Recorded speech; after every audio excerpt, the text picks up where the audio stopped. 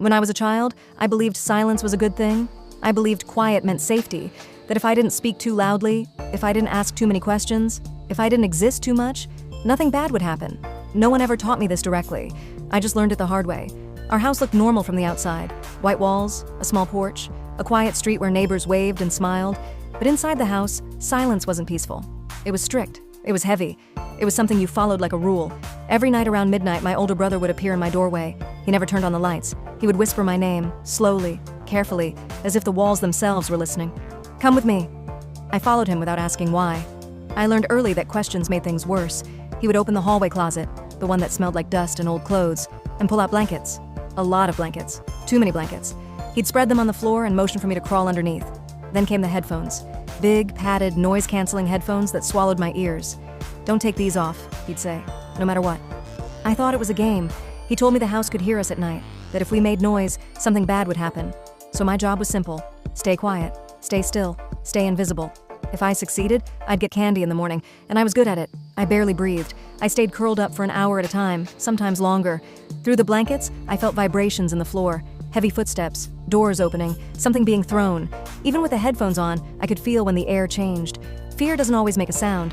Sometimes it just tightens your chest. I grew up thinking this was normal. I became the quiet kid at school, the one teachers forgot about, the one classmates never noticed. I didn't raise my hand. I didn't speak up. I didn't argue. Silence had trained me well. Even as an adult, silence follows me. When a room gets quiet, my body tenses. When people argue, my heart races. When someone raises their voice, I freeze. I don't relax. I prepare for something bad. Years later, when I finally brought it up to my brother, I laughed. "Remember that weird silence game you made me play?" He didn't laugh. He stared at the floor. That's when the truth came out. There was no game. There was no haunted house. Those nights weren't about monsters. They were about our father coming home drunk and violent. The headphones weren't to hide my sound. They were to hide his. My brother stayed awake so I could sleep. He stood between danger and me. While I believed silence was protecting me, someone else was absorbing the noise. The shouting, the breaking things, the fear. That realization broke something inside me.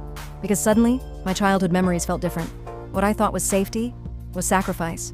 What I thought was a game was survival. Here's the part no one talks about.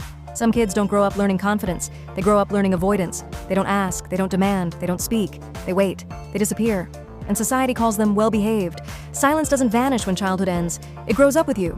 It sits next to you in meetings. It follows you into relationships. It whispers, "Don't cause trouble." Even when you're safe. Your body doesn't believe it. I'm telling you this because someone listening right now understands. Someone learned silence early. Someone learned how to disappear. Someone is still waiting for danger that never comes. And maybe, you don't need to stay quiet anymore.